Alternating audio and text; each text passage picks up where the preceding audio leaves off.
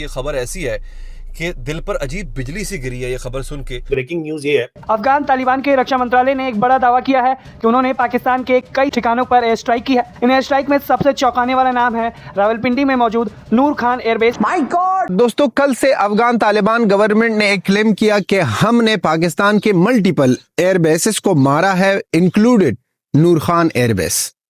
और आज यही न्यूज बहुत ज्यादा इंटरनेशनल न्यूज़पेपरों में आ रही है।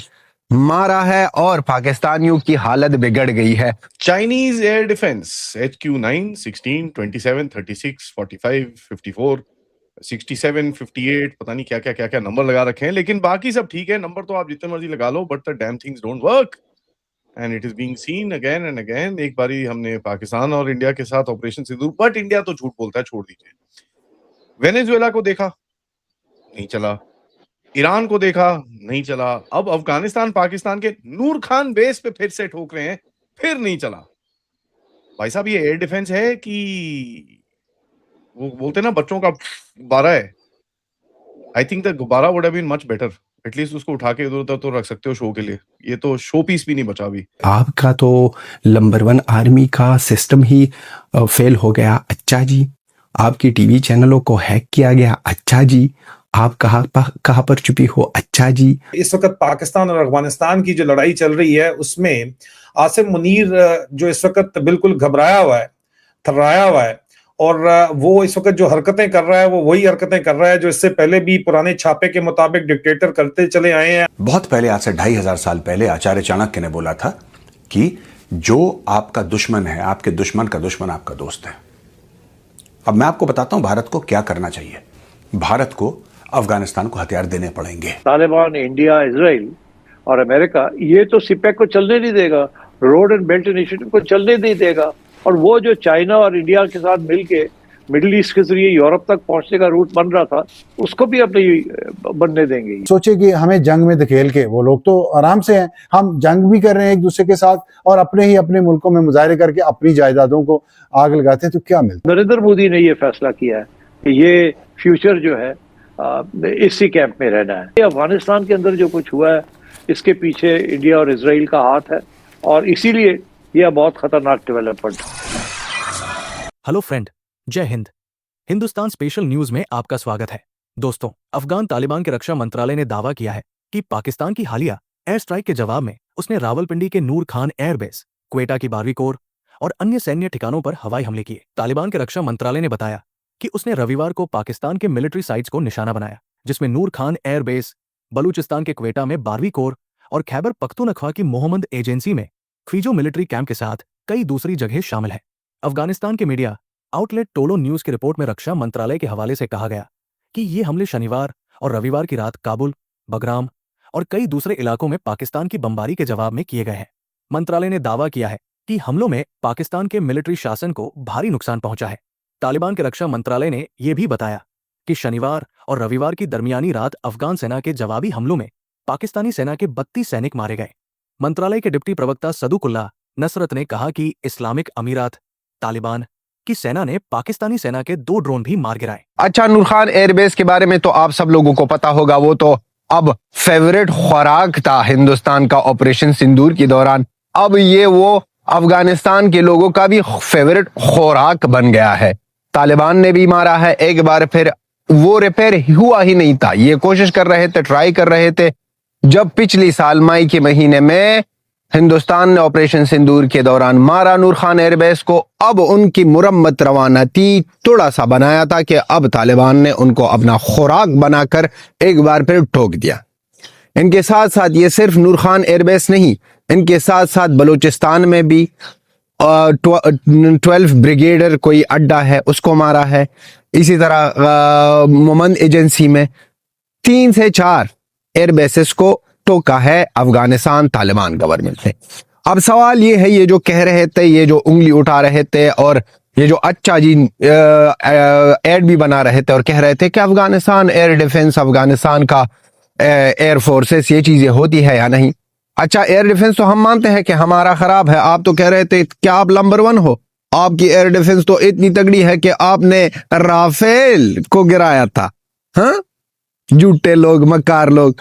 आप लोगों की एयर डिफेंस का सिस्टम, तो अब पता चला कि तालिबान जैसे लोग ना, आपके ना वो तो गुरीला वार में अच्छे है। इस तरह नहीं कह रहा हूं कि तालिबान को नेगेटिव कह रहा हूं, तालिबान गुरीला वार में बहुत ज्यादा तगड़े हैं, लेकिन एयर डिफेंस और एयर फोर्सेस के मामले में वो थोड़े कमजोर है, वो हम मानते हैं। तो आप उन पर मजाक उड़ा रहे थे, उस लोगों ने आपकी एयर डिफेंस की ऐसी की तैसी करी। इससे बड़ा शर्म हो सकता है आप लोगों के लिए? अगर शर्म के नाम पर किसी चीज को जानते हो बेकारियों, स्पेशली पाक आर्मी को, पाकिस्तान की आर्मी को कहना चाहते हैं, तो अपने आप को मराओ, अपने आप को पीटो। ये एक बहुत ज्यादा छोटी सी क्लेम नहीं है, और इसके साथ साथ पाकिस्तान ये क्लेम ना रद्द कर रही है और ना एक्सेप्ट कर रही है। रद्द तो इसलिए नहीं कर रही है, सोच रही है कि वहां पर मल्टी नेशनल कोई ना कंपनीज होंगी, जिस तरह ऑपरेशन सिंदूर के बाद उसने पिक्चरें निकाली कि नूर खान एयरबेस को टोक दिया गया था, तो अब इनके बाद भी अगर इस तरह की चीज हो गए तो फिर से हम झूठे साबित होंगे, फिर से हम झूठे साबित होंगे। और अगर एक्सेप्ट करे तो अब तो रिसेंटली हमने कहा था कि अफगानिस्तान को हम निचोड़ेंगे, अफगानिस्तान को हम इस तरह करेंगे, तालिबान हमारे सामने कुछ भी नहीं है, तो इनकी इज्जत नहीं रह पाएगी और ना ही इज्जत होने वाली है। तो दोस्तों, ये इस तरह की बेइज्जती और जलालत जो नसीब हुई है पाकिस्तानियों को, और उनके साथ साथ 36 आर्मी वालों को मुर्दार किया है अफगानिस्तान। तालिबान गवर्नमेंट का क्लेम है कि वहां पर 36 आर्मी वालों को मुर्दार किया है और 52 के आजू बाजू इंजर्ड है, जिसके लिए हम उनको भी ना वो मुर्दारी का वो जो मेडल है वो चाहते हैं कि जल्दी जल्दी उनको भी मिल जाए ताकि पता चल जाए। अब ये जो बात चल रही है, ये जो नूर खान एयरबेस है, ये तो पाकिस्तान के लिए बहुत ज्यादा इंपॉर्टेंट है। पाकिस्तान तो बहुत ज्यादा नाज कर रहा था नूर खान एयरबेस को। अब नूर खान एयरबेस को टोका और नूर खान एयरबेस को मारा, तो मामला भाई ये इस तरह लग रहा है कि ये झगड़ा बहुत लंबा जाने वाला है। लंबा इसलिए जाने वाला है कि अब ना उस नूर खान एयरबेस के पागलपन में ये और भी गलती करेंगे और उस तरफ से तालिबान और भी टोकेंगे। और साथ में हम चाहते हैं कि वहां पर बीले और इस तरह की ये ग्रुप्स जो है पाकिस्तान के अंदर, वो भी मिलकर ना कह दे कि हम अगर मारना है तो सब ने इकट्ठे मारना है, सब ने एक ही टाइम पर मारना है, ताकि इनको एक करारा जवाब मिल जाए। तो इसलिए अफगानिस्तान के अंदर जो कुछ हुआ है, इसके पीछे इंडिया और इजराइल का हाथ है, और इसीलिए यह बहुत खतरनाक डेवलपमेंट है, और इसे पाकिस्तान की जो लीडरशिप है उसे गौर से सोचना पड़ेगा कि अब क्या किया जाए, बिकॉज इनडायरेक्टली इसके पीछे अमेरिका भी है। अच्छा सेठ साहब, आपने तो कैनवस को बहुत वसी कर दिया, लेंस भी बहुत बड़ा हो गया इस मामले का। अगर इसमें बैकिंग हासिल है उन्हें इजराइल और इंडिया की आशीर्वाद और वो कॉन्फिडेंस है, या उनकी शय पे अफगानिस्तान की जानिब से इकदाम किए जा रहे हैं। और मीनवाइल हमने officer of eastern command India के राजेश पुष्कर, उनकी स्टेटमेंट सुनी ऑपरेशन सिंदूर के हवाले से। उन्होंने पाकिस्तान को एक नई धमकी दी और भरपूर कॉन्फिडेंस के साथ दी। कहीं ऐसा तो नहीं है कि अफगान सरजमीन से हमलों की आड़ में दूसरी सरहद है उसको भी गर्म कर दिया जाए और यूं साजिश रचाई जा रही है? साजिश नहीं, स्ट्रेटजी है। इसीलिए पहली दफा रूस के फॉरेन मिनिस्टर ने एक बहुत अहम बयान दिया है कि वो किसी सूरत में भी, देखिए ना, इससे पहले हमें ये पता चल रहा था कि शायद रूस तालिबान रेजिम को रिकग्नाइज कर ले। इसी तरीके के साथ हमें ये पता चल रहा था कि चाइना जो है उसके तल्लुकात बेहतर हो रहे हैं तालिबान के साथ। मगर हुआ ये है कि चाइना को इस बात का एहसास हो गया कि अब ये जो नया एजेंडा बना है तालिबान, इंडिया, इजराइल और अमेरिका, ये तो सिपेक को चलने नहीं देगा, रोड एंड बेल्ट इनिशिएटिव को चलने नहीं देगा, और वो जो चाइना और इंडिया के साथ मिलके मिडिल ईस्ट के जरिए यूरोप तक पहुंचने का रूट बन रहा था, उसको भी अब नहीं बनने देंगे ये। तो ये तो एक बहुत बड़ी गेम ग्लोबल स्केल पे हो रही है, और जिसके अंदर अब इंडिया ने, जैसे कहते हैं ना, अपना वजन एक तरफ डाल दिया है, और वो वजन बड़ा वाजे है, और बहुत बड़ी ग्रेट गेम अब शुरू होने वाली है, जिसके साथ इंडिया और अमेरिका और इजराइल एक तरफ होंगे, अलाइन होंगे, और उधर रशिया, चाइना, और रशिया को भी पाकिस्तान के करीब आना पड़ेगा, और टर्की, ये अब दूसरी तरफ होंगे।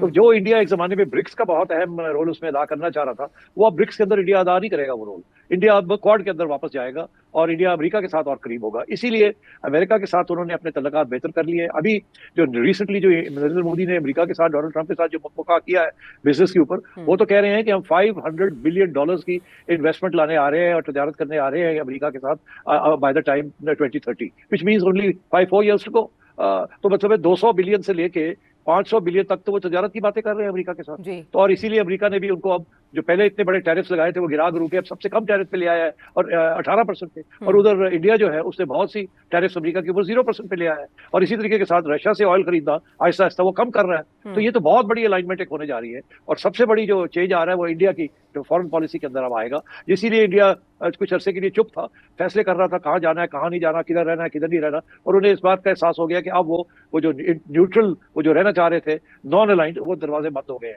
अब अलाइन करना पड़ेगा, और उन्होंने यही फैसला किया है कि वो अलाइनमेंट जो है अमेरिका और इजराइल के साथ होगी, और इसीलिए उन्होंने तालिबान को साथ ले लिया। तो जब आप ये कह रही हैं कि दोनों फ्रंट्स की बात कर रही हैं, ये बिल्कुल ऑन द कार्ड्स है ये, और इसका जो एम है वो है कि पाकिस्तान को भी कमजोर करना और चाइना को रूट्स से महरूम करना, सिपेक को भी नहीं चलने देना, और दूसरे रूट्स भी जो बना रहे हैं उनको नहीं चलने देना।